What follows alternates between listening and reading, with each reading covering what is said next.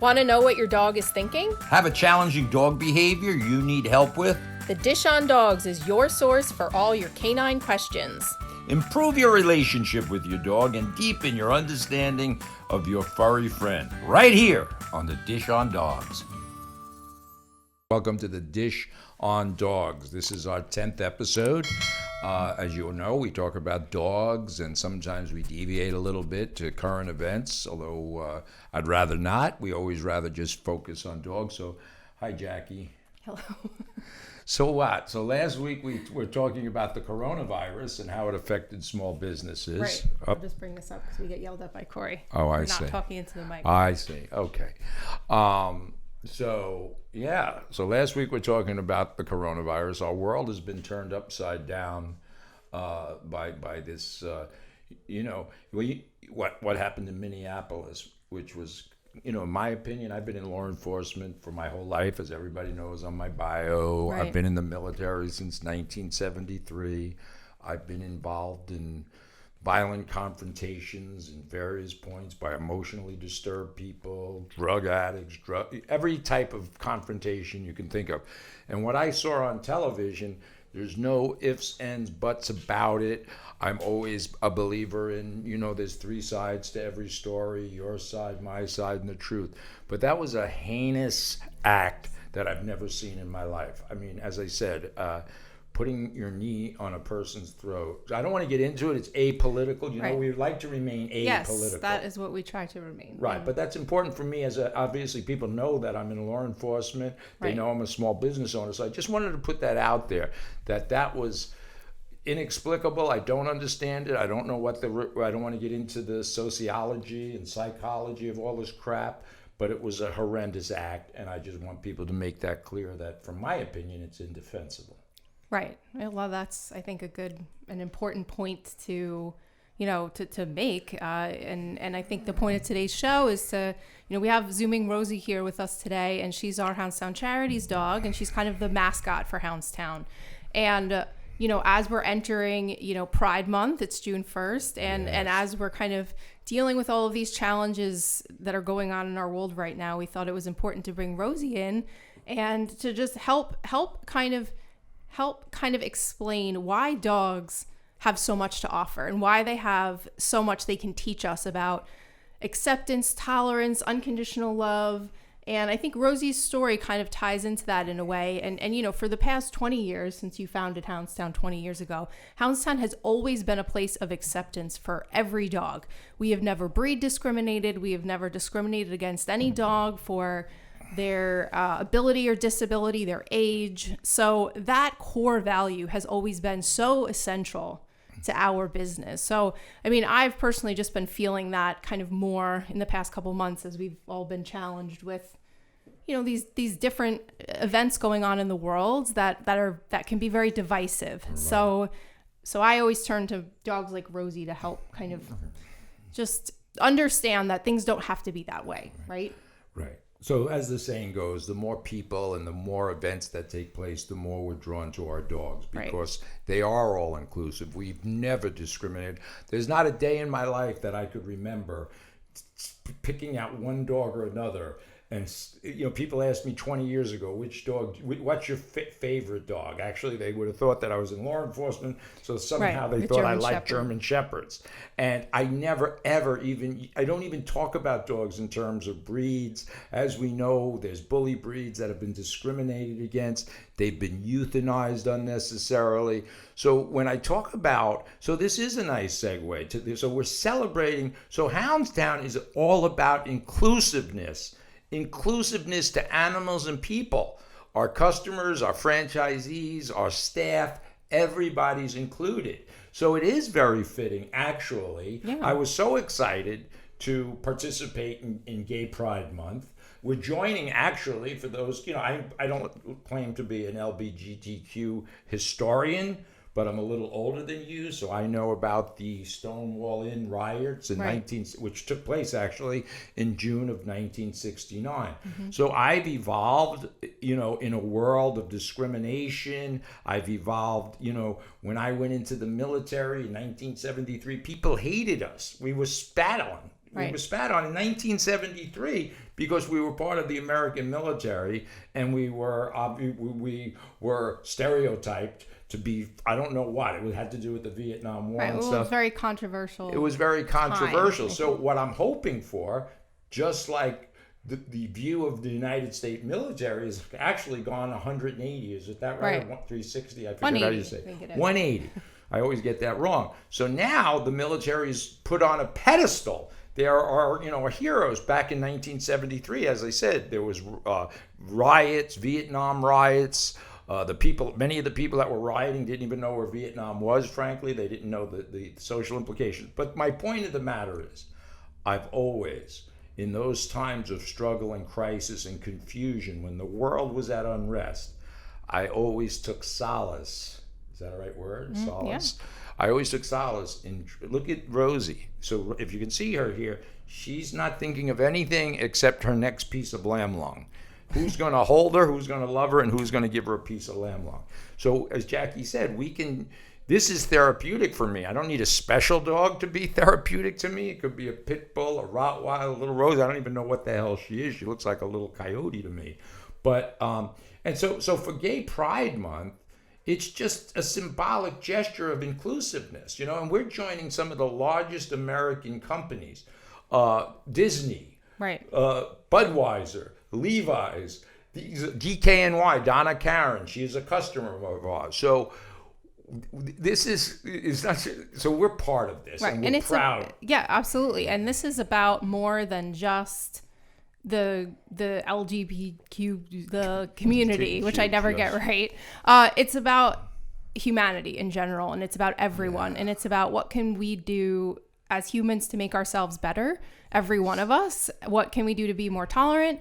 And for me, that starts with looking really to what we do every day, which is provide dogs an opportunity to be themselves. So Rosie, to me, really represents that. And, she is a dog that was abused and left paralyzed. And, the beautiful thing about dogs is that they do not, hate. They're not racist. Right. They don't have the ability to have these emotions that cause so many problems for us humans. So they're much simpler. Right. And, Rosie, of any dog, would have the right to dislike humans or be fearful of them, or if she had the ability to be judgmental, she probably would judge humans pretty poorly, right, but she doesn't. Right. And I think that that's just such a wonderful aspect about dogs that we don't have. But as I always tell my family members, I learn the most important lessons in life from dogs, but for the reasons you just cited. They're none of those things. They're incapable of those things. So to celebrate Gay Pride Month, what I would suggest to anybody, regardless of your sexual orientation or anything, go to a gay pride parade. So some of the best events, and I mean this, the best events I've ever been to was the New York City Gay Pride Parade, the San Francisco Gay Pride Parade. These are Ybor City down in Tampa. These are amazing celebrations of fun. It's really, they're celebrations of life. It doesn't, I don't think it doesn't mean that this is not a political issue. This is just a celebration of equality and being yourself. And this is something that we have always honored here at Hounds Town for our dogs. And I think it's just such a telling core value that we all could use, just as humans. Yes, core value. And it's wonderful. And okay, so we got that. We got the point. We do it. We love it. I have, as I said, some of my best lessons in life were learned by opening up my eyes and living on the edge of my comfort zone and getting out there. So we covered a lot of things. But again, it's not Republican, Democratic, liberal, conservative. This is just, to me, just fun. Yeah, absolutely. And I think just experiencing different things and knowing different people and participating in different life events just makes you more evolved as a human. To me, I hope it makes me a better leader, a better business owner, a better human all around. So it kind of comes full circle for us at Hounds Town. I agree with all of those things. So that's good. So yeah, we're going to, Donna Karen, as I said, she used to be a customer of ours. She has an organization called Urban Zen. It's a nonprofit organization. She does amazing things, and we've done work for her. and we've trained her dogs and so forth. So she's a friend of Hounds Town. All right, what else you want to talk about? Well, we've got a couple locations opening up in the right. next like 4 to 6 weeks here, which is super exciting. So, well, first we should start off by letting everybody know we're going to be opening in Charlotte, North Carolina. So we just Right. welcomed Alan and Sarah into our system on Friday. They're going to be opening a unit in South Carolina, in North Carolina, sorry, in Charlotte. And then in about 3 weeks, we're going to be opening our Smyrna location, which is right outside Nashville. And then we've got Sanford, Florida, Rockledge, Florida, and Atlanta, Georgia lined up for the next, 2 months or so. So we're very excited and happy to get back at it. There are a lot of customers out there who are even calling our corporate facility saying, when are you opening in Nashville? Are you guys open yet? So everybody seems ready to get back in the facilities and get their dogs back in the action, so to speak. Right. So we're opening probably about a half dozen, and we not that we haven't. We've been working behind the scenes on all these things, as all of our franchisees know, that we are working regularly with an assortment of locations. I just came back from Florida, as you know. Right. I want to give a shout out always to Joan and Tom Sullivan from Beverly Hills. And I don't mean California, for Joan and Tom. I didn't even know there was a Beverly Hills, Florida. I know. Well, it's odd because I think Joan and Tom Sullivan are the only two people that live there. Yeah. Right. So they're faithful listeners. So we came back we're opening our Sanford location and Rockledge location this month. In June, yeah. In June. And we're opening about a half a dozen others. Besides going to a gay pride parade, I also recommend skydiving. My son and I, we jumped out of it. Was one of the most amazing experiences. And I promised to give the poor bastard that had to attach himself to me, Chris. So here it is. So there's a weight limit. I don't know if anybody's ever skydived, but make a long story short, we were down in Sanford, Florida. I went to the Kennedy Space Center. It's called Skydive Space Center. And it's obvious. So it's in Titusville, Florida. It's the greatest experience. You want to talk about a replacement for coffee. Go jump out of a plane at 18,000 feet in the morning, and you'll be buzzing all day long. So Skydive Space Center, and actually it was the day before the shuttle launched, and we sky jumped over Kennedy Space Center. So it was like this exhilarating experience. So that's something that I do to get out of all the drudgery. And all the things that are going on in the world that just brings you down. The best thing to do, jump out of an airplane. And I'm taking Danielle with me next week. When the next time we go, Danielle's going out. And trust me, the jump master would prefer Danielle. I'm sure. Yes. When they see me, you know what was the most humiliating? I had to pay $2 a pound for every pound I'm overweight. I'm not going to tell you how much it cost me.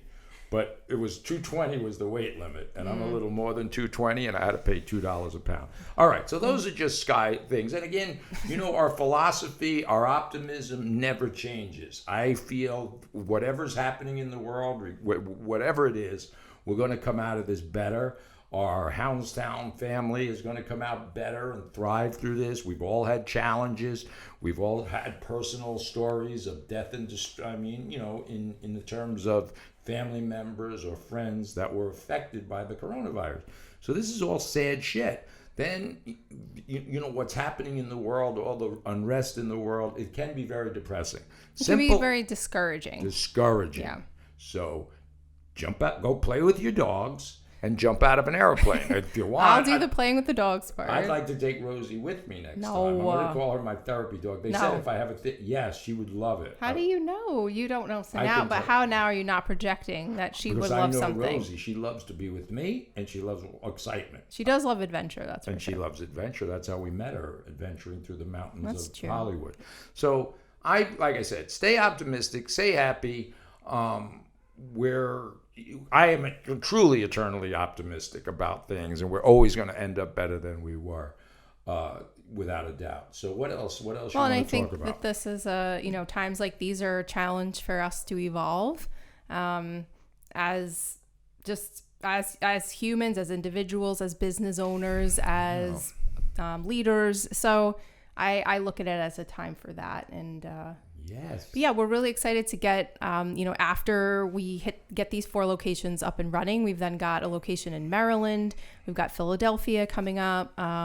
So we're really, our brand is really starting to expand and get out there. So it's a very exciting time. It's been phenomenal to see the dogs starting to come back to our facilities.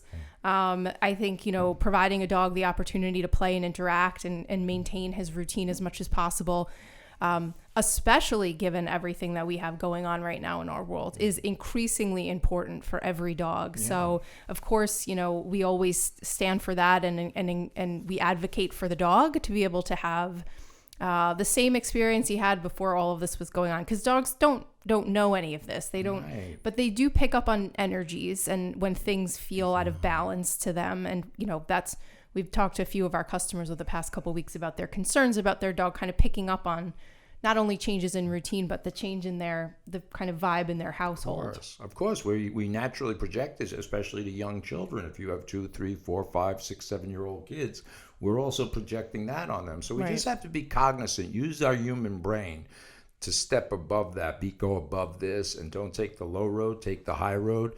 Continue with optimism.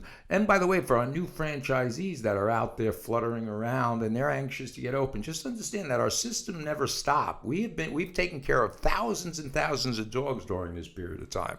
Probably, I don't know the number, but it literally in the thousands over the last couple of months. Mm-hmm. And we've done it social distancing. We've just done it. The dogs have been living their best lives during this whole time. They have, actually. Yes. They've gotten, more attention from the staff because there was a lower volume of them for a period. So they don't know anything has changed. So I just think, dogs like Rosie are just resilient and they forgive quickly and they don't hold grudges. And it's just such an important message, and obviously something that's always been, that is what Hounds Town is founded on, is just inclusiveness of every creature. And I just find it now more important than ever to lean into that. Right.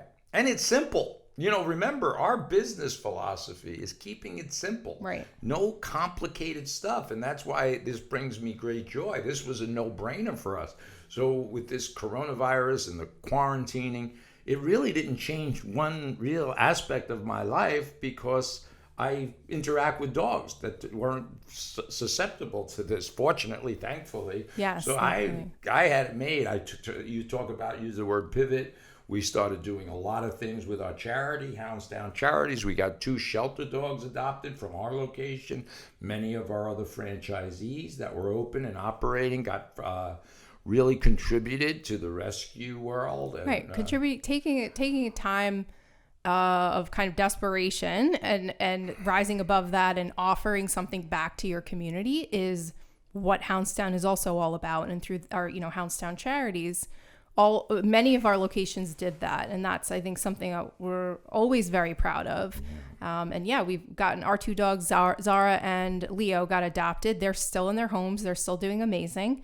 Rosie actually helped get Leo straightened out, right? Yeah, definitely. So, and these 2 dogs, obviously, shelter dogs they're in the shelter for a reason. It's not always the sad backstory that people were moving or they lost their job. Sometimes it's just that they're difficult dogs to manage and they end up in the shelter. So Zara was a great, beautiful Alaskan Malamute, but she was a jumper. She was not good with other dogs.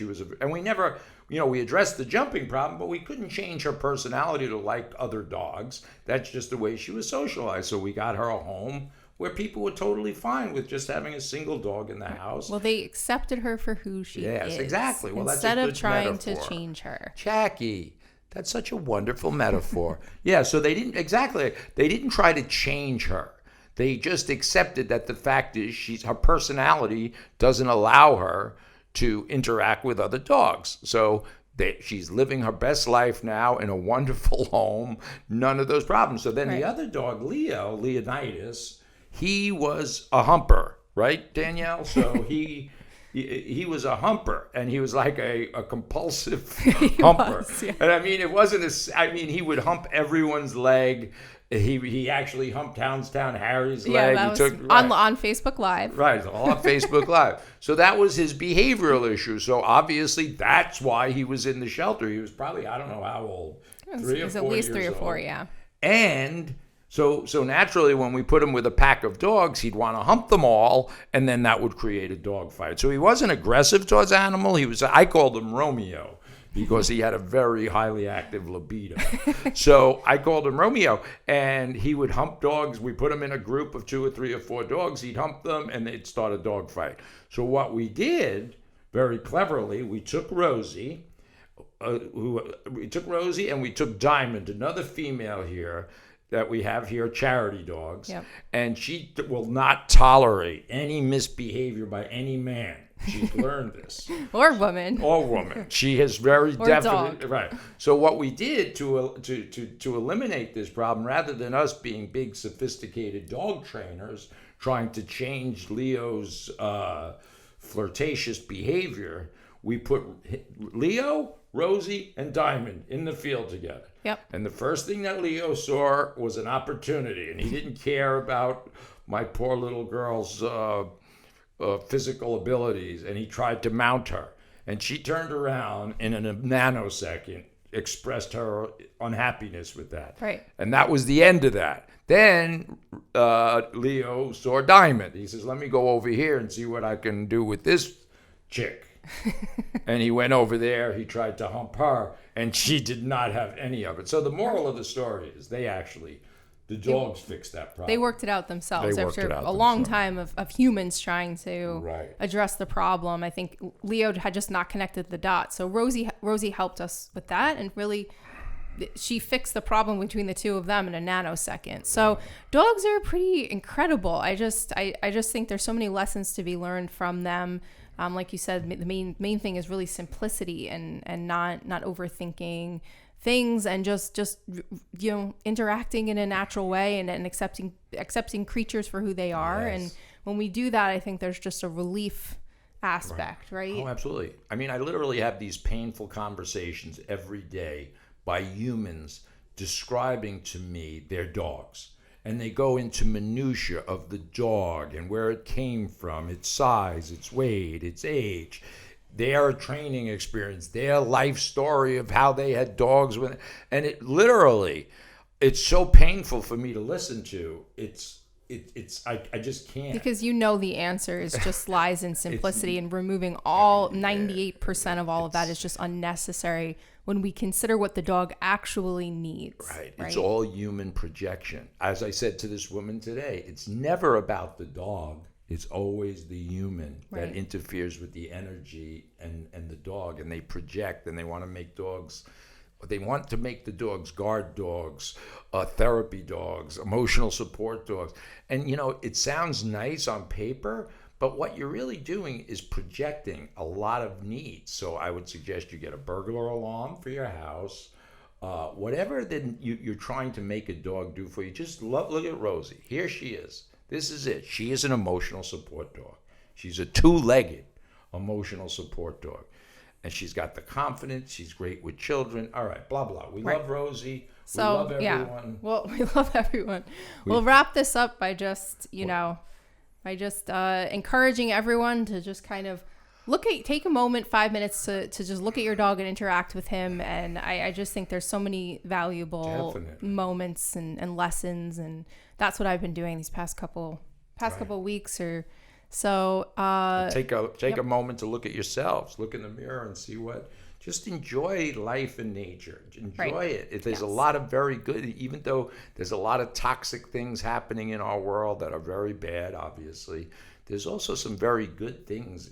I watch birds, I watch dogs, and I just it takes me away from all of this insanity. And that is one of our main goals at Hounds Town, is obviously to provide that environment and that opportunity for dogs, but also for our customers.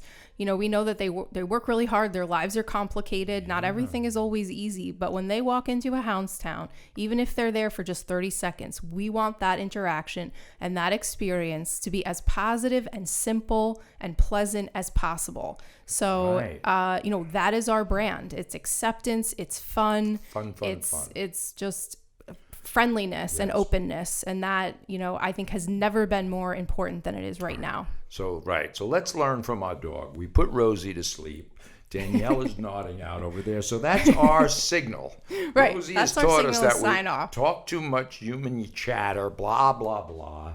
Now we're going to go interact with dogs and watch nature, and we're all Danielle's going to go home and go to sleep, and we're all going to have a nice, relaxing day. I'm going to avoid watching television today and just live my best life and offer that same thing to Rosie. Right. Thanks for joining, everyone. Check us out on Spotify, iTunes, and of course on the Dish on Dogs podcast page on Facebook. We will see everybody next week. Ciao.